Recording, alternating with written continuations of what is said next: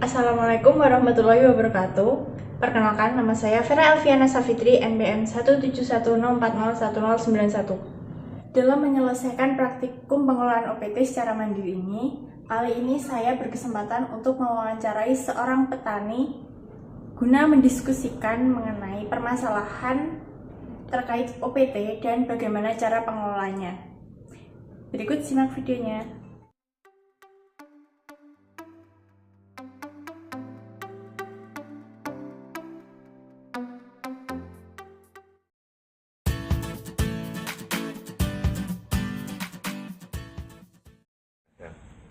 Di umbi-umbian yang di bawah naungan tegaan pohon gitu kan. Tapi kalau yang kita punya ini porang sendiri mungkin bertanya gopo sih kan menurut sekilas itu umbi-umbinya sama kok, sama walur bentuknya sama. Jadi porang itu tepung yang zero, bukan hampir zero lah, zero karbo, low karbo, hampir zero, low lah. Nah, jadi karbohidratnya itu sangat minim sekali. Terus glukomananya di atas 50-60%. Makanya orang-orang di negara maju itu sudah prefer untuk mengkonsumsi ini daripada mengkonsumsi nasi. Nah, ini penggantinya nasi, tapi kualitasnya sangat luar biasa.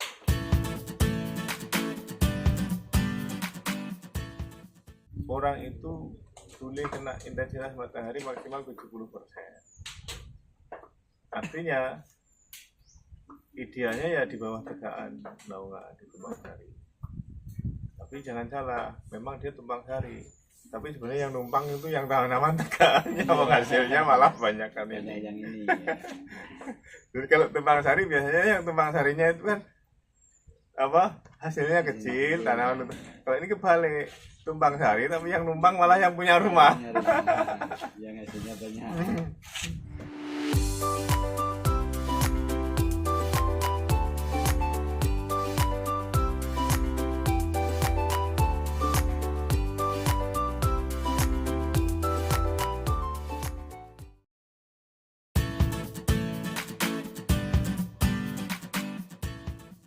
Di dataran tinggi bisa tumbuh. Di semua dataran bisa. Semakin tinggi semakin bagus untuk pertumbuhan. Tapi kandungan kualitas itunya kalah. Gitu. Rendaman airnya. Rendaman airnya terlalu tinggi. Tapi Tapi pembesarannya lebih cepat. Gitu. Untuk petani menguntungkan, untuk pabrik proses kalah. Biasanya nanti harganya beda.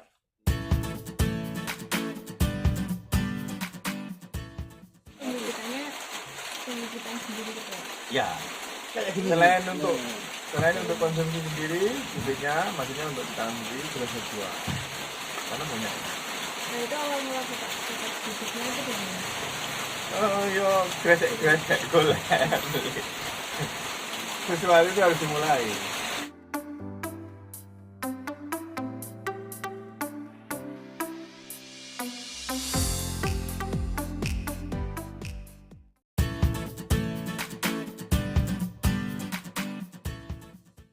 Banyak cara, ada yang pakai gini, ada kata super, ada pakai umbi belah, ada yang segini-gini ditanam bisa.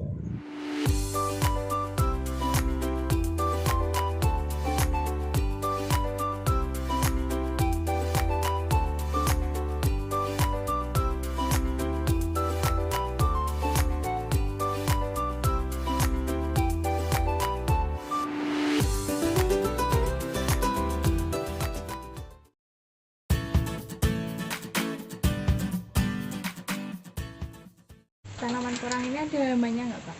Ada gitu. Namanya apa? Namanya satu dicolong wong Ya, karena itu mahal. Yang kedua, berhubung pengalaman itu terjadi, sekarang saya hindari supaya nggak dirumputnya gimana. Satu, saya kasih mulsa. Mulsa bisa pakai mulsa plastik, mulsa jerami. Kalau sudah termulsa gitu kan, orang mikir, oh ini tanduran, intinya kan gitu. Terus yang ketiga itu hama beneran. Kalau hama beneran ada, itu biasanya kalau di sini dibilangnya engkok bahasa Indonesia apa? Gendon. Gendon. Nah, tahu lihat gendon ular itu. Ulat tanah itu. Oh, Itu ular. ular itu biasanya kan dari faktor pupuk yang belum matang, belum terfermentasi.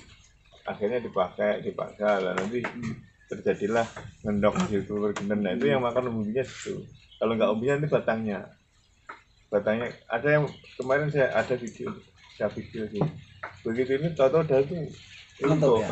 tak tanya apa kurang air tak cukup lu udah lepas dari dari umbinya. rupanya ininya tuh kayak apa nih nih oleng-olengan itu. Ulang lagi ya. Ya, itu dimakan gendon itu.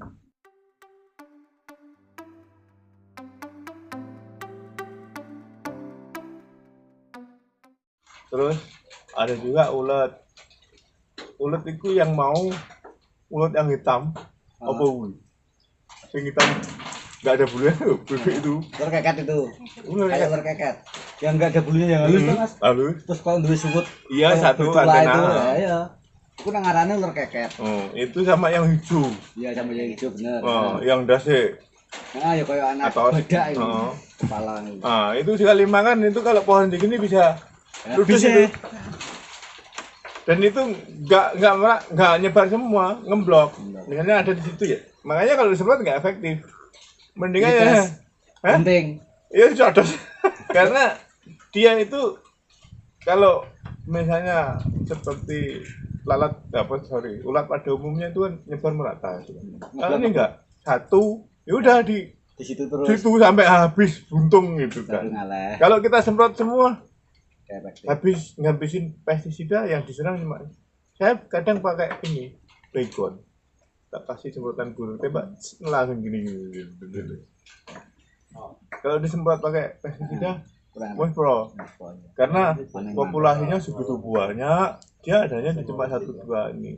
Dan dia kalau udah itu ngerokok. Terus ya itu aja yang paling. Pengelolaan hama itunya, pengendaliannya itu sangat minim. Sederhana, itu preparasinya aja. Yang penting pupuk itu ini kan kecenderungan kebutuhan pupuknya itu kan kompos utamanya kan. Yang tak pupuk kandang, tak pupuk kompos daun dan sebagainya itu yang lebih utama. Pupuk kimia untuk sebenarnya mancing-mancing untuk starter aja. Tapi konsumsi terbagusnya itu pupuk kandang Logikanya. plus sekam akar. Itu kan porositinya kan bagus. Tuh. Logikanya kalau pakai pupuk kandang ya sudah difermentasi itu aman. Aman. Binatang-binatang itu kan bawaannya ada. Bawahnya sudah mati ya. Itu Cara preventifnya. Kalau ulat itu kan dari luar. Iya. Pasti ada kupu-kupu yang datang bertelur dan sebagainya. Mau nggak mau ya sering keliling. Saya kan keliling. Ngerti-ngerti gede. berarti itu pengendaliannya manual gitu. Manual aja. Ya bisa disemprot, tapi kalau semprot kan nggak total. Saya paling pakai semprotan burung itu tak isi pakai baygon. Tembak baygon cair. Udah langsung mati. Karena kalau disemprot total kan rugi kita. Yang diserang itu cuma 1-2 titik. Tuh. Berdasarkan hasil wawancara yang dilakukan dengan petani tanaman porang, yaitu Bapak Heri, kita dapat menganalisis permasalahan yang dihadapi oleh beliau pada saat melakukan budidaya tanaman porang, yaitu hama yang menyerang meliputi ulat tanah. Menurut beliau, hama tersebut disebabkan oleh beberapa faktor. Salah satunya adalah penggunaan pupuk kandang yang belum terdekomposisi dengan baik, sehingga akan menimbulkan timbulnya organisme atau penyakit yang ada di dalam tanah tersebut. Setelah berbincang-bincang dengan Bapak Heri mengenai hama yang menyerang budidaya tanaman porang, saya memiliki pendapat bahwa dalam pengelolaan OPT ulat tanah dapat dilakukan dengan cara secara mekanik. Yang kedua, dengan penggunaan agensi hayati berupa bakterisida atau parasitoid dan lain sebagainya. Dan yang ketiga, yang utama adalah penggunaan pupuk kandang yang sudah terdekomposisi dengan sempurna. Demikian hasil wawancara saya dengan salah seorang petani mengenai permasalahan yang dihadapi akibat serangan OPT dan bagaimana cara pengelolaannya. Kurang lebihnya saya mohon maaf. Wassalamualaikum warahmatullahi wabarakatuh.